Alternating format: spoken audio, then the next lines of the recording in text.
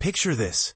The ASX 200 is poised to shatter its all-time high, riding a wave of optimism from Wall Street that even a U.S. government shutdown can't dampen. But here's where it gets controversial. Is this relentless bull market a sign of true economic strength, or just a bubble waiting to burst? Stick around as we dive into the latest buzz, breaking down the key developments in a way that's easy to follow, even if you're new to the world of stocks and shares. Updated October 6, 2025, 8:35 a.m., with the initial post at 7:21 a.m. Key updates. 35 minutes ago, 8:33 a.m. Auckland Airport celebrates as the Commerce Commission rejects a push for regulatory scrutiny.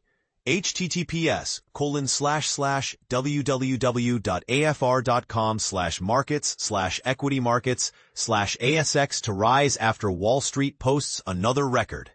8:19 a.m. Economists predict 2 additional Reserve Bank of Australia, RBA, interest rate reductions ahead. https://www.afr.com/markets/equity markets/ASX to rise after Wall Street posts another record.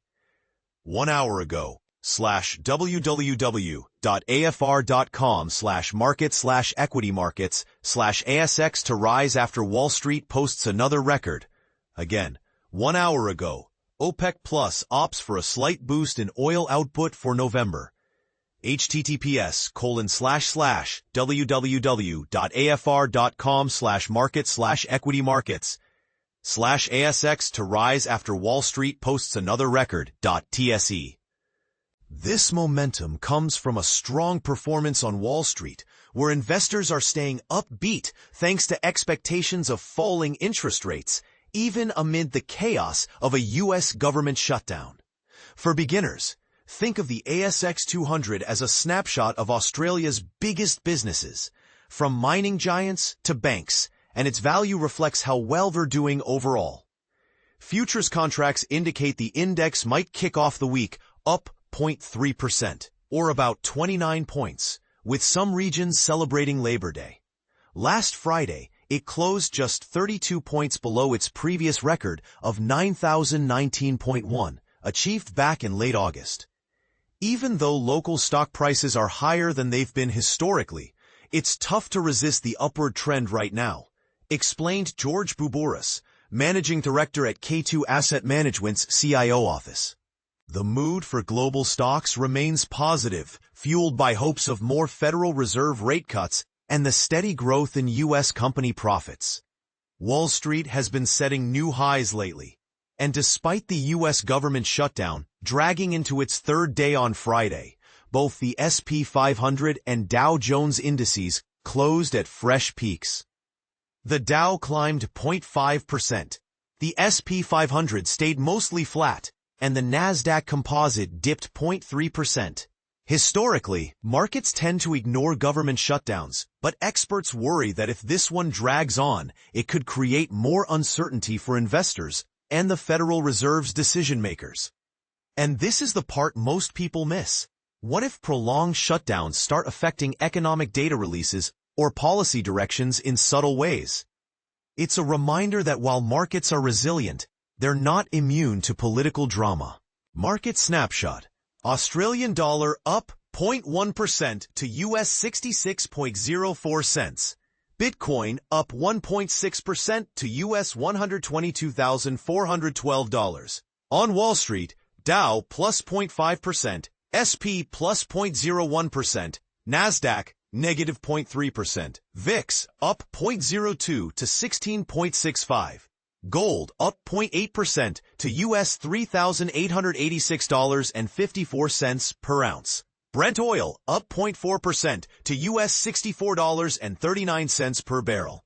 Iron ore up 0.2% to US $104.10 per ton. 10-year yield, US 4.12%. Australia 4.33%. US prices as of 4:59 p.m. in New York. What's on the horizon this week? The coming week promises to be low-key for U.S. economic reports due to the ongoing shutdown. On Wednesday, we'll get the minutes from the September Federal Reserve meeting, which should reinforce the Fed's willingness to ease monetary policy.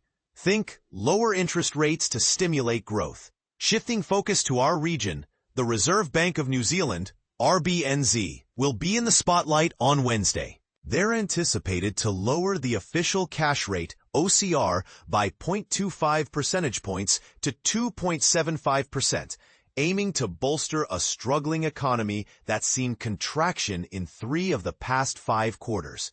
Some financial institutions, like Kiwibank, Goldman Sachs, and Westpac, are even forecasting a bolder 0.5-point cut to 2.5%.